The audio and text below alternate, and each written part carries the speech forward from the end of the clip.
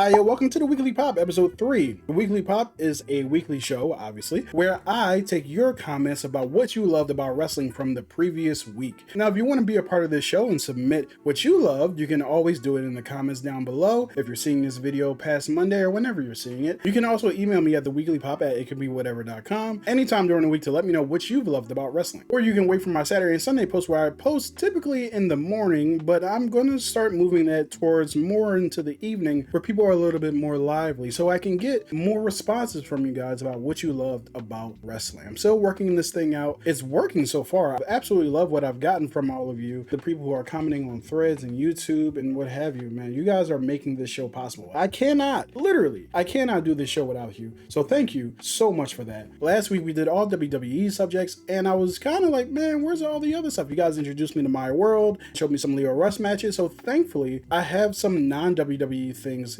in this show. We're going to start off with WWE, of course, but we're going to move on to those other promotions and I cannot wait to get to them. I saw some really cool stuff. So let's get into it. I'm not sure if this qualifies because it's deep thought about what I'm liking. I have been wondering if we're seeing some of our favorite veteran wrestlers getting ready to retire. Just this week, the Seth Roman promo Monday night, which was so good, made me have this feeling again about Seth. I've wondered that about Punk.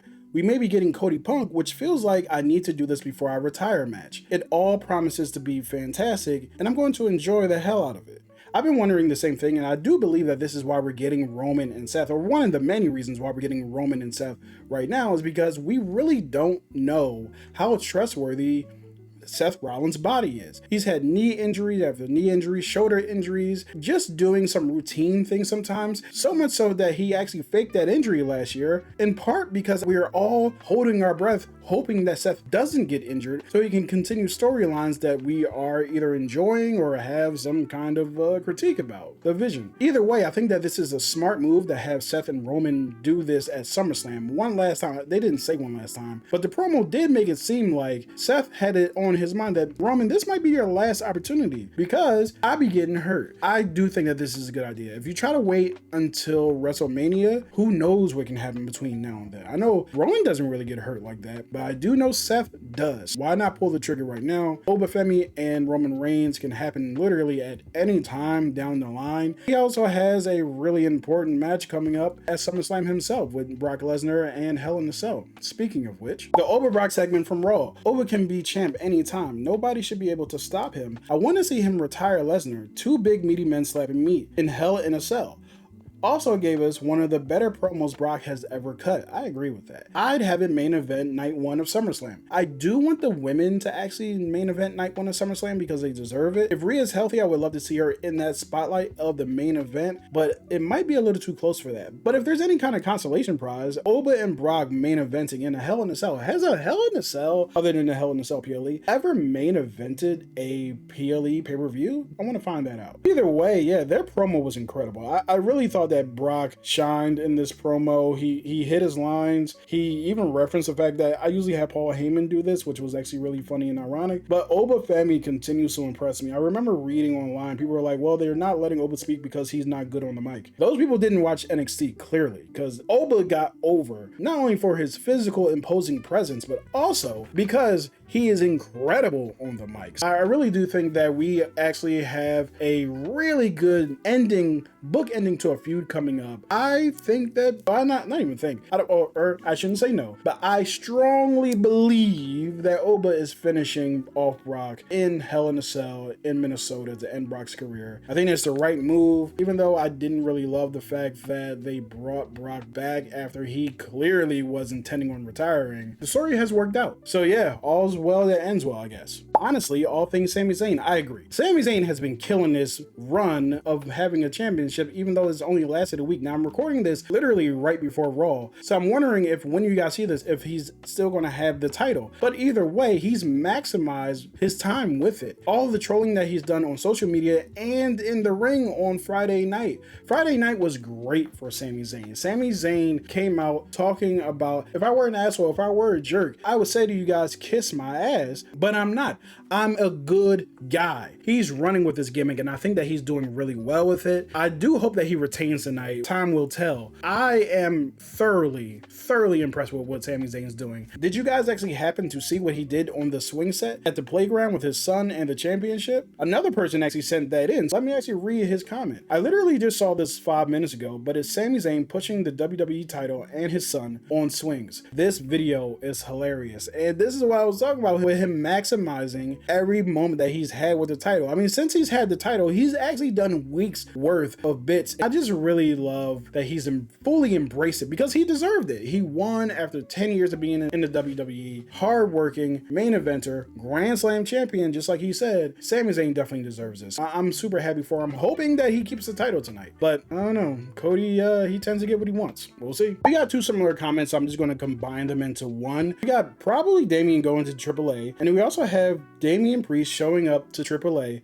The grit in that opening promo. Woo! Spanish definitely hits harder for him. Definitely, when you're speaking a native language and you can be super expressive, I can imagine that is absolutely where you want to be. AAA fans are about to be fed, and I'm looking forward to seeing how this run fuels his growth. I 1000% agree with this. He's the tag team champion with R-Truth on SmackDown. That's fine. It's really funny. R-Truth has been really funny during the last two promo segments that they've had with the War Raiders, the War Raiders, who are the AAA tag team champions. Damian Priest and R-Truth have an opportunity to already walk into AAA as AAA champions. I don't think that's going to happen. I do think that the War Raiders are going to win that. However, Damian Priest comes to AAA. He's the huge surprise guest from Rey Mysterio. Rey says, hey, he's a former world champion, and Damian Priest is, and Damian Priest was actually a fantastic world champion. I wish his run was longer, or I wish that they wouldn't have cooled him off so much that it doesn't feel right for him to be champion at this point because they haven't done anything with him. But now they're doing something with him, or I should say, The Undertaker, his idol, is doing something with him in AAA. The way that he came out, just like you said, he had all the swagger, the bravado, the confidence in his voice, and speaking Spanish in front of his people. I really thought that this promo was fantastic. I think Damian Priest is going to be there not for any other reason but to challenge for the Mega Championship. I believe that's how you say that. Apologies if it's not. I can't wait to see him just have matches with Laredo Kid and El Grande Americano, Dom Mysterio, if he ever comes back to AAA with the title that people should be fighting for, but Dom Mysterio's not there and hasn't been there for a long time, and he's not even injured anymore. He's messing around with Danhausen. You are a champion of a whole different brand. Where you at? The one question I do have is this permanent? Is Damian Priest a AAA talent? And he's going to move on from SmackDown for the foreseeable future. I think that could be great because it further legitimizes, which was already legitimate, don't come for me, it was already legitimate, but it further legitimizes AAA in WWE fans' eyes who may not have been familiar with it or need a little bit of coaxing. I don't know why you need it at this point. These people are incredible. They are defying gravity on a weekly basis. That move that La Parker hit on, I forget who it was,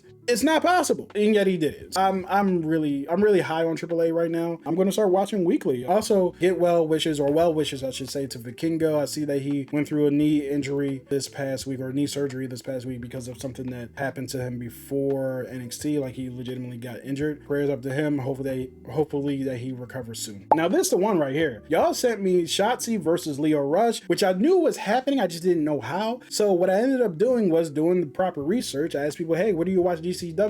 You guys told me Triller TV. I went and got a Triller TV subscription just so I can watch this match with Shotzi versus Lio Rush. It did not disappoint. I love the storytelling that they told in the beginning with Lio not wanting to fight Shotzi, but Shotzi herself, she's such a big fan of Lio Rush because of the character and because of who he is. She was excited to wrestle. So when Lio wasn't paying her back with what she's put in for this match, she was like, hey, yo, I need you to fight me like you would fight anybody else. Don't give me this, oh, you're a woman or anything like that. I'm Shotzi Blackheart, homie. Let's fight. Let's duke it out. So she smacked the hell out of him and then bit his finger. And from there, Lio went off a little bit. So I really enjoyed the physicality in this match. I love like them going through the chairs. GCW, which I knew nothing about. I mean, I knew they existed, but I didn't really know anything about them. I've never watched one of their matches. I'm really impressed. They have some incredible incredibly nice merch too. I want to get some of that merch. But also, if you guys can point me to where I can find the history of GCW, Game Changing Wrestling, or Game Changer Wrestling, Game Changing Wrestling, one of the two, I would love to get that because I have not been able to find it on YouTube. And I want to know like some of the past history and what have you. So if you guys are up on that, let your boy know. I would really love to know and get invested in this because I have a trailer for the TV for the next month,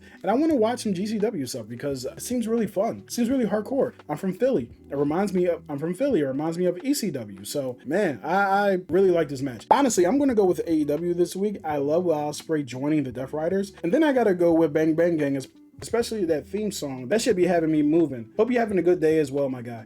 Yo, man, I appreciate that. Hope you're having a wonderful day. My day has been made excellent because of people like you. I know that sounds very like traditional YouTube-y, but seriously, I could not do the show without you guys. But yeah, I've been loosely following what's been going on with Will Ospreay over at AEW. I saw after the last pay-per-view that they had where Will Ospreay won the Owen Hart Classic, is it, or the Owen Hart Tournament. He and Mox met, had a long conversation because Mox drags everything out, and eventually Mox gave him the patch, the Death Riders patch. It's really cool to see him now rocking it. I know Kenny Omega's feeling a little, you know what I'm saying, about it. Like, hey, you know, watch them people like a good friend should, but Will Ospreay's a grown man and he's decided, look, I'm going to be part of the Death Riders. I think that this story has been really interesting because from afar, I really didn't think Will Ospreay needed the Death Riders. I'm curious of what you guys feel about that as well, but either way, it looks like a natural fit. It seems like they've really come together and amalgamated, and as factions do, once they break up, the matches are going to be fire. Maybe they never do break up, and maybe Will Ospreay is just part of the Death Riders until the end of his career, and that'll be pretty cool. As far as the Bang Bang Gang, I had to look them up because I wasn't familiar with them, if I'm being 100% honest. Their intro is fire. The entire setup of it, the spinning camera, the floating camera, them each having a unique, distinct personality as you see the camera come in. I love their vibe, their presence, you know what I mean? Like, I've never seen one of their matches. I'm not familiar with them at all. Just from that opening, that promo, that theme, they got me sold as a faction that makes sense. Or not even that makes sense, because I can't say that I don't even know the story, but a faction that looks good on paper, on screen. Maybe I should check more of them out. Send me a match with them in it and I will watch it. So I use this image for a reason. It's actually one of the images that I used to ask requests for you guys to comment, and it's with Damian Priest with the subtitle, "I came to dominate AAA." Our commenter said not only will he be dominant, but he'll collect his first championship in AAA by defeating Dom, which would be sweet. That would be a great bookend to that story. As a result, he will become the new Mega Champion. That would truly be a proper Judgment Day indeed. I love that play on words,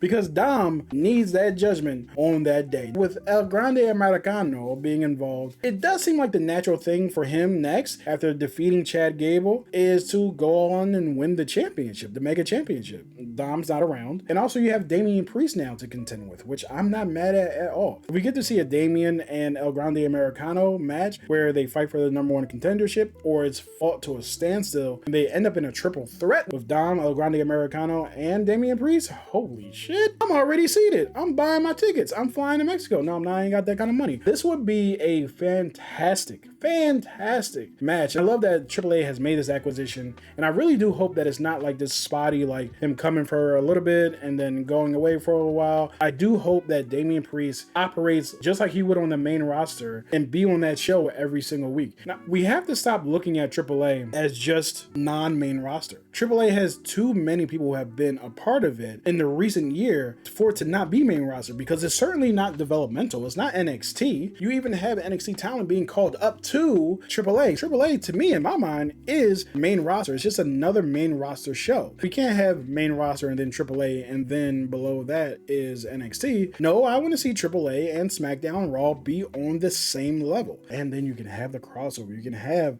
NXT versus SmackDown versus Raw versus AAA at Survivor Series, bro.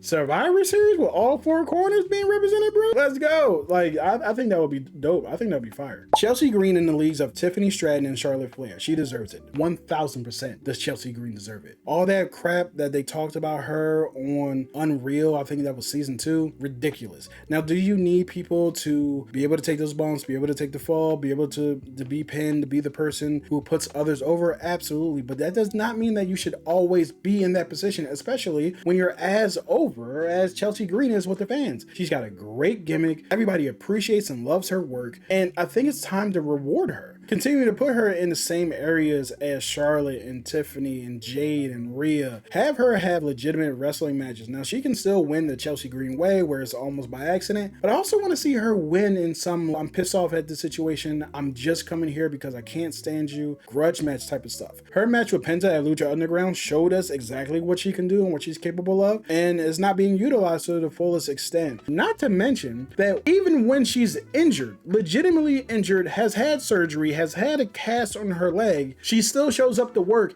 and gets every crowd to pop. She is committed to this craft almost like no other. I have not seen anyone in this past couple years who has done more with less than Chelsea Green. So I do believe that she deserves everything that she's getting and more. She should have the big gold. She should have the women's championship. She's worked her ass off to get it. Same as Sami Zayn worked his ass off to get his, she should get hers. The Roman Reigns and Seth Rollins promo. The promo was fantastic. That promo gave us history. It gave us the now. It gave us the reason why they're fighting at SummerSlam. I do believe that was one of Seth's best promos. I'm not as low as Seth as a lot of commentators are. You hear Busted Open and Cornette and a lot of people just being down on Seth Rollins. I think Seth Rollins is fantastic. You see a lot of people also celebrating, especially the old heads, celebrating that he's not wearing as many colors anymore and now they can take him seriously. Bro, I've always taken him seriously. If you get beat up by a man who wore flaming wings to the ring, that's on you. You gotta take him seriously because this wildly dressed man will whoop your ass. Roman also carried his, and I don't want to like make it sound like it was all Seth. Roman definitely gave his facial expressions, his